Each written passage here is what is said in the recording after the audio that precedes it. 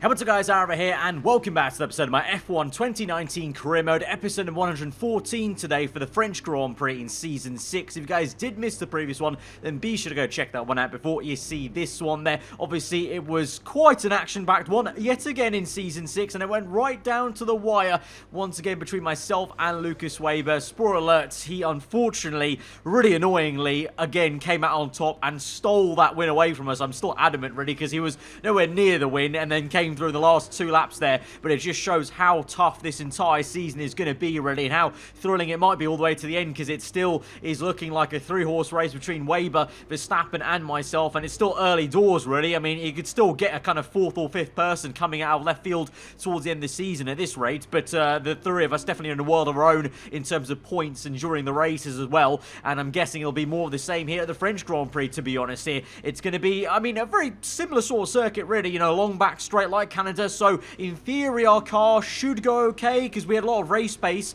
at Canada, but also over qualifying we did lack a little bit of speed, and also it was very apparent in a straight line, especially with the lack of DRS in last episode. Definitely other cars are going to be able to take advantage down those long straights, so it might also be quite a tough one for us at Paul Ricard. Either way, we're raring to go, and I need to go because, like last episode, I said we need to fight back against Weber. We sort of did that, but obviously it all got undone at the end and we got beaten by him, so I'm still looking to try and undo him and trying to kind of, you know, stop this momentum he's kind of building so far this season. So let's go to Saturday then and see how we do over one lap. Welcome to qualifying for this weekend's French Grand Prix.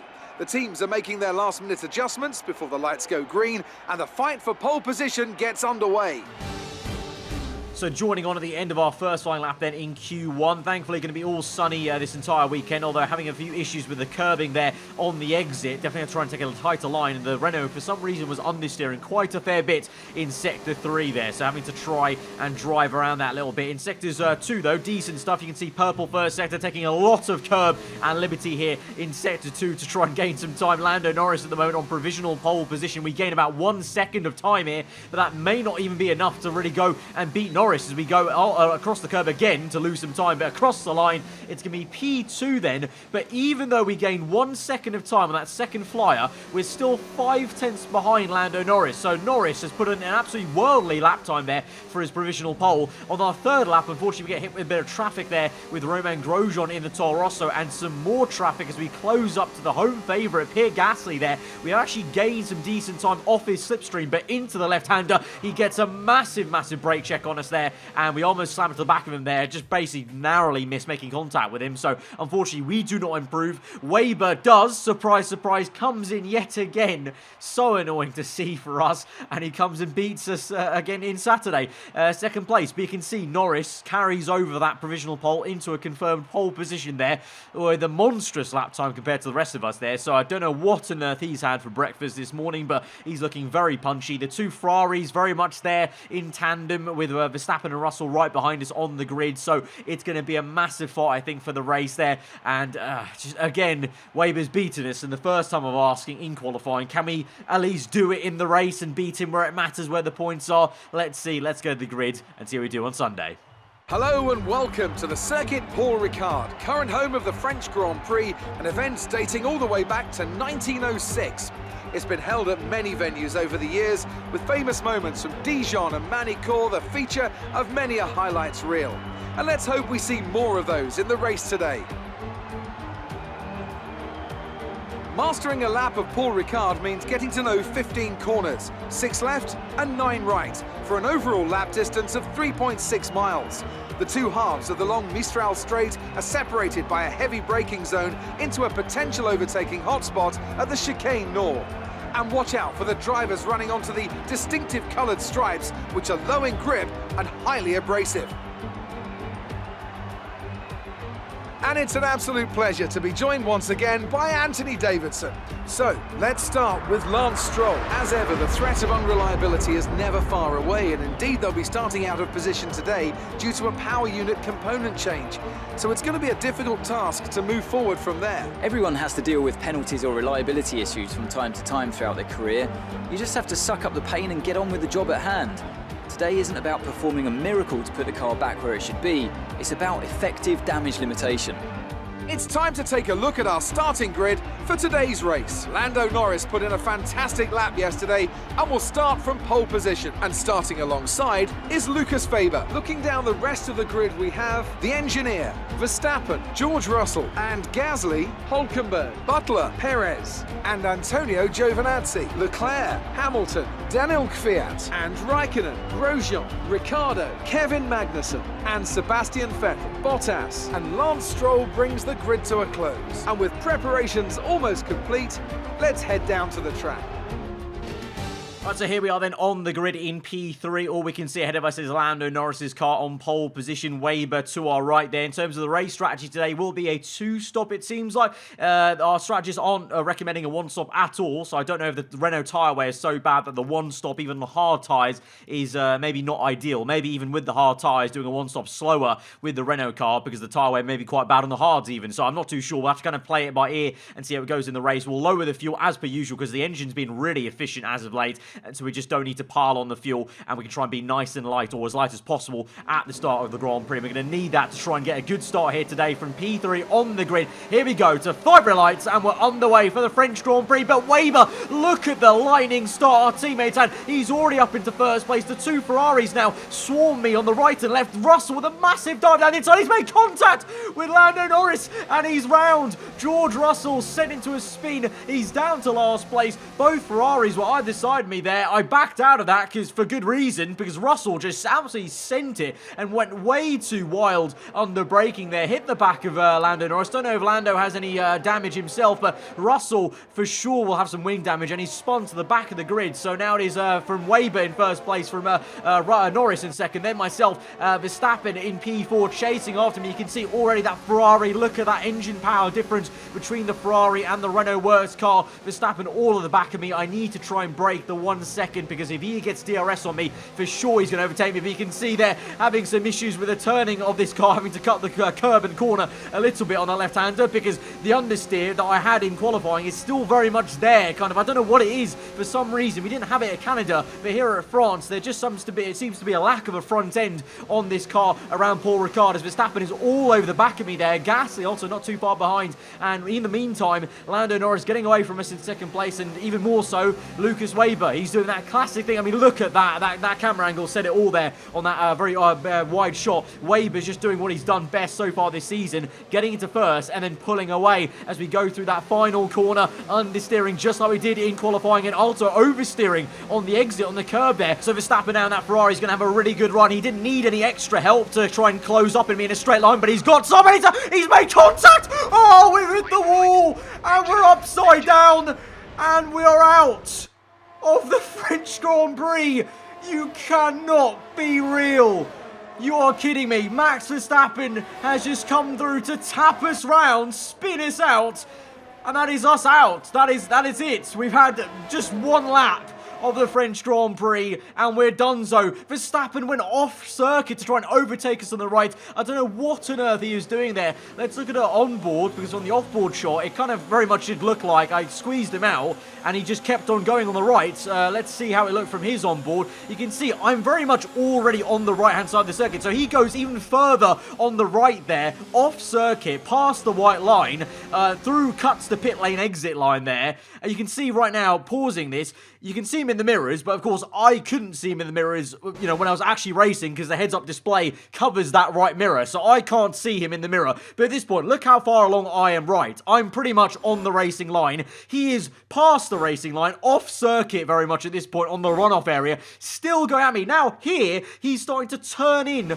left into me, and we're still yet to get to the corner. We're still braking, and he's starting to turn into me left there for some random reason. So I don't know what's gone on through his head. In my mind, I've done nothing wrong there. Like, I held a pretty sharp line on the right, inviting him to go to the inside there, because I wanted to take the racing line. But there you go. We are out of the French Grand Prix. I can't quite believe that I'm saying that, because that's it. Like, we talked about having to, you know, fight back against Weber straight away, and the complete opposite's happened. He's got a second win in a row now off the back of the Canadian GP. Verstappen still somehow found himself second place on the podium, so he clearly didn't get a penalty of any sort. So both my championship rivals have finished 1 and 2 there in the worst case scenario, whilst I've DNF'd out this Grand Prix. And it's going to be even more grim viewing when we look at the championship standings then following that DNF. Second one in the season. I think this is a record now, because I don't think I've ever had this many DNFs in the first half of the season in a career mode ever on the channel, let alone this game. And so we're in third place, and we're now 43 points. 43 points behind Lucas Weber in the championship.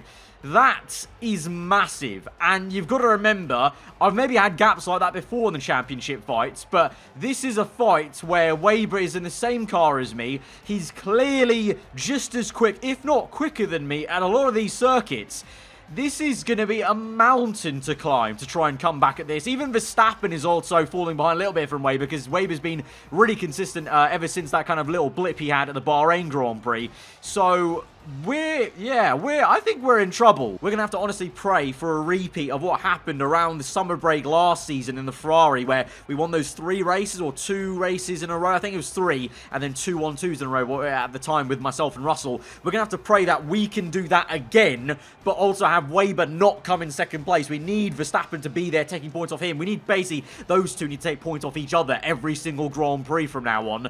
And I need to string together at least 2-3 wins in a row at some point this season, I think you would say, to pull this back, because otherwise I think it's going to be a very, very tough call. And luckily for you guys, I'm not going to make you guys wait a whole another like 2-3 days for another episode to see if I can bounce back for the next Grand Prix, because we're going to go straight into the Austrian GP and get going once again in this episode for some racing. So here we are then in qualifying. We're going to have to try and completely forget about what just happened at the French Grand Prix and put it behind us, because if we have any inkling and a memory of that, I feel it may cloud our kind of judgment and our driving in terms of how we go about things. So we try and forget it and do the best job we can now here at Austria. We need to fight back. This circuit has always been quite a strong one for me actually on this game, so I'm hoping for some good stuff. At the moment, Weber in first place there, again looking very strong. We're in second though right there with our second flyer looking good. We've gained about 1.5 tenths there, only just with the kind of exit and brake zone we had into the sector 2, and the same thing as we go through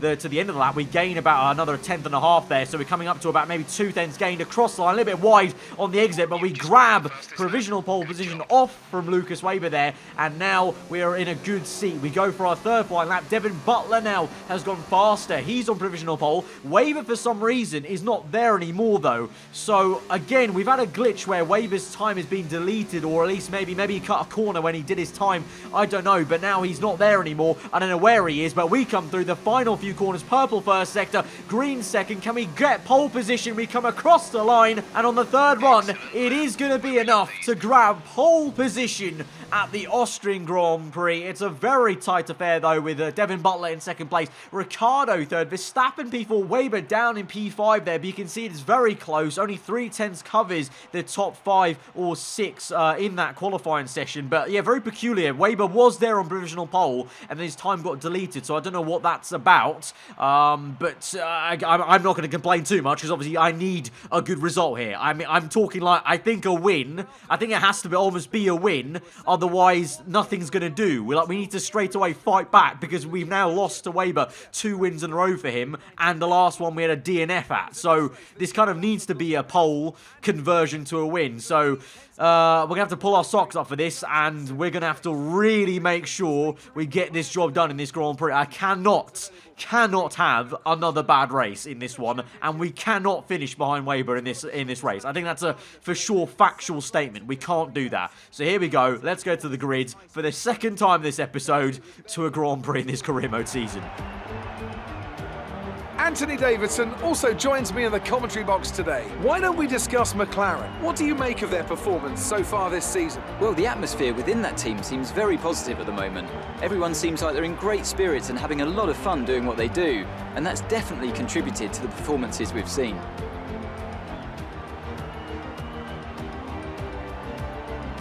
It's time to see how our drivers are stacking up after yesterday's exciting qualifying session. The engineer lines up on pole position, edging out Devon Butler, who'll start from P2. Looking at the rest of today's grid, we have Ricciardo, Verstappen, Lucas Faber and Hamilton, Leclerc, Norris, Giovinazzi and Daniel Kvyat, Perez, Bottas, Kimi Raikkonen and Hülkenberg, Vettel, Stroll, Pierre Gasly and George Russell. Grosjean and Kevin Magnussen fills the last spot on the grid.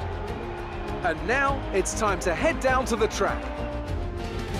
Right, so no penalties, unfortunately, for any of our rivals, so they very much are still where they qualified, and you can bet they're going to be going quite guns blazing at the start, as they always are at the very start of these Grand Prix in Season 6, so we need to try and do a mega job, firstly, of defending first place here off pole, and then trying to secure it and controlling this Grand Prix. This needs to be a Vettel Red Bull-esque kind of race for us, or a Hamilton domination kind of race. We need to dominate this race in this Renault here today. No messing about, full serious. I honestly hope this is a boring race. So this pleasure for you guys, I hope, and I kind of need this to be a boring race, because I need to just win this from the start to the flag. No nonsense. Yeah, that's how desperate of a situation we find ourselves in now with that DNF from the French Grand Prix earlier on this episode. So here we go then to 5 red lights to the Austrian Grand Prix, and we are underway. It's initially a good getaway for us. We cut across the right-hand side to cut Devon Butler off. Ricciardo in the Mercedes is round the outside. He's into the lead momentarily, and he takes the lead actually on the exit.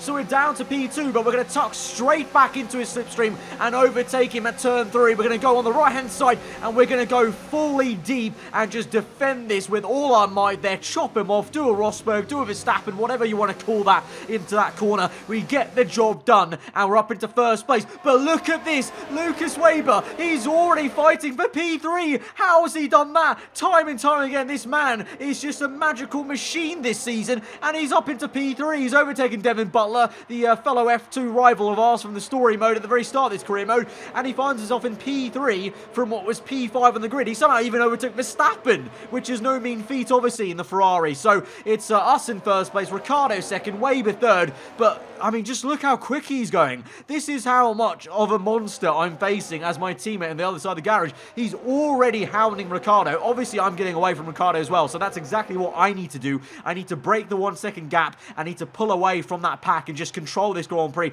do my own thing, basically, and not fight anyone there. But Weber already hounding the Aussie man in the Silver Arrow. Butler's also quite close behind, to be fair. These four could squabble quite well, but Weber, I don't think he's in the mind of squabbling, and he just wants to get past Ricciardo and then start chasing after me, and he does just that there, as Butler and Ricciardo are the ones that fight, and Weber is cleanly up into P2 and is already looking like he's building a tiny gap there to third place, and looking like he's trying to now chase after myself. Meanwhile, at least one piece of good news is our other championship rival, Max Verstappen, right now is stuck behind Butler and Ricciardo, unable to make a move on that lap, but it's not going to take him any time to get a move on, of course, being Max Verstappen, being in that quick Ferrari car. He's closing up on Butler and Ricciardo, and here he goes for the double pass. It's 3 wide, Ferrari, Mercedes, Red Bull. Look at that, what a spectacle, and it's a massive overtake for Verstappen there to get a double pass done on both those cars, up into third place, and once again, surprise, surprise, it's going to be a 1-2-3 of 1-2-3 in the championship, not in the same order, of course, but the same 3 people, myself, Weber, and Verstappen in the top 3 of this race, leading the top 3 in the championship. There's a reason why we're the top 3 in the championship, because we 3 seem to be just in a world of our own in terms of performance levels. But the good news for me is, so far, so good in this Grand Prix. We're doing what we need to do. I obviously can't control where Weber and Verstappen are in P2 and 3, but what I can control is myself in first place, doing a great job at the moment, having that gap of about 3 seconds it is to Lucas Weber, setting the fast lap of the Grand Prix as we did it in those opening few laps here, as we now find ourselves on lap number 7, being asked about a change of strategy. I'm going to accept that strategy change and go to medium tyres for the 1 stop on lap 16. So my strategy call initially said a 2 stop. I didn't really think it was going to be that, and lo and behold, confirmation there on lap number 7. We're not going to do a 2 stop. It's going to be a 1 stop, pretty easy 1 stop on medium tyres. The only difficulty may be towards the end of this stint, which we kind of cut on towards now, lap number 12. The tyres will start to feel a little bit second-hand, but you can clearly see on the mini-map there, we are in a world of our own with Weber and Verstappen. I mean, look at that shot just there. And this one corner shot of the mini-map on the left-hand side, you can only see R3 dots. So that's how quick Weber, Verstappen, and myself are in comparison to the rest of the grid this season. I don't know why, I don't know kind of how this is happening, but for some reason, us three have just taken it to a new level here. And so it's just a straight fight between championship rivals in this race, and it would seem every single race. But we now come towards a very crucial part of the Grand Prix. We're here on lap 15. My rear tyres are screaming out a little bit, and I know right now that I think Weber is scheduled to come in on this lap. My engineers want me to come in on lap 16.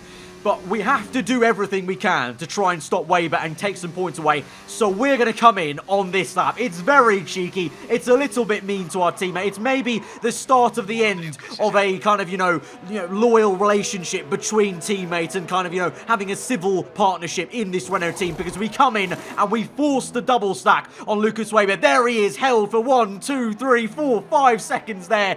And he's going to also strap on a set of hard tyres for some reason. So I don't know why on earth the team have even told him to do that. I don't know, maybe he's going to have more tyre wear, maybe he feels like he's going to have more tyre wear, but he goes on the hards versus I'm on the medium, so we're on the faster compounded tyre. So not only have we double stacked him, we also know he's on the hard tyre, so our plan may just become even better. But here we go, now having to try and overtake Ricciardo for position here, because he's yet to make a pit stop there, so we force him out once again. So deja vu there with me and Ricciardo from the opening lap of this Grand Prix. But there is Weber then down the order, way further down the road than he would have normally been at this stage after a pit stop, because of course we double stacked him. So now the theory is Verstappen comes in on this next lap and he should jump Weber for a net P2. And at the moment we watch on some great battling here as the Red Bull went round the outside that right-hander down the hill, down the crest, and then found it down the inside for the next left on the Mercedes car there. So some decent racing there, and Weber is a long way back. You can see how far we're having to go through the replay camera system to find our car once again through the last corner. Here we go, and we're going to get back up into first place, this will be. But the more interesting thing will be to see where Verstappen is in that Ferrari of his. So we come through turn 1, we take P1 back and the lead of this Austrian Grand Prix. We've been controlling the race from the get-go from lap number 1. Ricciardo's through into P2 because he's yet to pit, but there is Verstappen in P3, and you can't even see where Weber is. That's how far back he is. So yeah, I mean, maybe a few of you might disagree with me in the comments below. Maybe some of you might not like what I've just done. But I did say at the start of this season, I likened this Renault relationship between myself and Weber this season as maybe the Mercedes 2014 to 2016 relationship with Nico Rosberg and Lewis Hamilton. And I guess maybe I'm taking on the role of Nico Rosberg here, having some cheeky tactics to try and eke out any bit of advantage I can to make up for maybe where I'm slower at, or where I've had some bad luck, I guess, or unfortunate races with 2 DNFs so far in this season and no DNFs for Weber so far this season. So I've had to do what I've had to do. To quote a TikTok, it is what it is. And we're up into first place once again. Verstappen now is in second place and Lucas Weber is in third on hard tyres as well, with Verstappen on medium. So I really don't think Weber's going to have a massively hard time trying to overtake Verstappen now for second place, being on the slower compounded tyre. So since then, we've just been going about our business. We've now got 9 laps in this Grand Prix, though there are yellow flags in Sector 2. Pierre Gasly out of the Austrian Grand Prix, and that will trigger a full safety car. So it's another spanner in the works. And it's another bit of bad luck for me, because this will mean we all bunch up, of course, under the safety car. And so I just mentioned Weber will have a very tough time overtaking Verstappen. Will he have a chance now? Will the tyre wear eventually kick into these mediums at the end of the Grand Prix? And because we're so bunched up, Weber's now going to be close enough to maybe make a move on Verstappen for second place and to basically ruin my plan of ruining him basically in this Grand Prix. But here's why the safety car got called out there. Gasly awkwardly parks it on that right-hand side right there as we pass it. So here we are then under the safety car. It's going to come in this lap now on lap 29. So we have got, how many is that? Six full laps left in this Grand Prix. We're in first place. Verstappen second. Weber third on a set of hard tyres. But now he's right there and he can see Verstappen. So as we weave about and warm up our tyres, I also need to try and play this correctly. I need to get a good exit because, of course, I know how good the AI are off the safety car restart. Not only the fibre lights, they're also great at the safety car restart. So I need to make sure we have the best exit possible, and that we obviously, like we did on lap 1, put the foot down, put the hammer down, put our assertion down, and we keep the first place for sure. Because if Verstappen starts fighting me here, it's game over because he's got the speed to get me. Because that Ferrari is just so quick, and he's obviously very, very quick. So here we go. Then we bolted through just before the last corner, and it is a good exit off the safety cars. We go green there, and we've got a decent gap to Verstappen there. So that was a really nice calculated restart on the safety car, and so we maintain first place. Verstappen in second still, Weber in third. Behind him, I believe it's the McLaren of Lando Norris, and then I think a Red Bull of Devin Butler there. So I don't know. We'll see how it goes. We'll see how these mediums hold up versus the hard tires. Will Weber close up? Let's see as we come through now. 3 laps later, lap 33 on to lap 34. We set a personal best lap time fast after the Grand Prix, and we still maintain first place. But Verstappen, despite me going fastest of all, he's still there. Pretty much that gap has not changed since lap 30. So Verstappen is just going as quick as me. And the thing is now, you can see here, he's actually closing up to us because he's got DRS now. So the difference was from the first stint, the opening laps of this Grand Prix, to these laps, he's within DRS range. Whereas before, on the opening laps of the Grand Prix, Weber was not within DRS. So I broke that toe. Very much like Vettel back in the Red Bull era. His party trick was breaking the DRS and then being unable to, catch him, basically. That's what I was doing. But this last stint of the safety car, Verstappen has very much been within 1 second, keeping us honest. But at least the good thing for us is we're not cracking on the pressure, and we're maintaining first place as we're already now on the last lap of the Grand Prix, lap 36. And now, can you look at this? And would you believe this? Lando Norris goes for a lunge round the outside. He's on the medium tyres. He's on the outside. Weber tries to defend, force him out wide, but Norris is not having any of it. He gets a great bit of traction because he's, of course, on the faster compounder tyre compared to Lucas Weber. And so Lando Norris, our fellow Brit, has just done us a solid there against the German, and he's overtaken him for third place. So Weber is down to P4. This is beautiful scenes for us. I couldn't have hoped for more, basically. I pushed Weber down to P3 with the pit stop there, with the cheeky tactic, but I thought that's where that would end. But he's been pushed down to P4. Norris has overtaken him, and now we swing through, and we've held our nerve, and we hold it through for first place at the Austrian Grand Prix to try and punch back at our rivals. Absolutely awesome. Just amazing. Well done. Anthony Davidson, what helped them deliver this result, do you think? Without a doubt, the safety car changed everything today. The key to their success was keeping calm and reacting to the situation quickly. We've seen teams in the past throw away wins because they were too hesitant, but here they were decisive, and that's allowed them to take the advantage. Once again, it's podium time, and once again, it's a clear win for Renault. Renault have seen their fair share of success in Formula One, and today is proof that they've still got what it takes to thrill us all. Congratulations to everyone on the team. So there we have it. What a whirlwind episode this one has been. 114 with a DNF at the French Grand Prix, and then we've gone on to win the Austrian Grand Prix from pole position. Like I said at the start of the race, this was basically no other result was an option. We had to win this Grand Prix, and it was just a massive bonus that during the Grand Prix I was able to, one, cheekily push Weber down with the double stack, force his hand, probably burn the bridge a little bit with our relationship as teammates and having some kind of respect ever since the F2 story mode, where, remember, I let Weber by all the way, episode 1 of this career mode, I let Weber by in F2 and had that respect with him, and we've kept that respect all the way through this career mode so far. But I guess, like the Mercedes relationship of Rosberg and Hamilton, when you're teammates and you're fighting both for a world championship in the same piece of machinery, something has to give. And so today, I think that did basically give in the race, and then Norris did a solid for us at the end of the Grand Prix. So remember, we're still not really back in this championship fight because we're still a whopping 29 points behind our teammate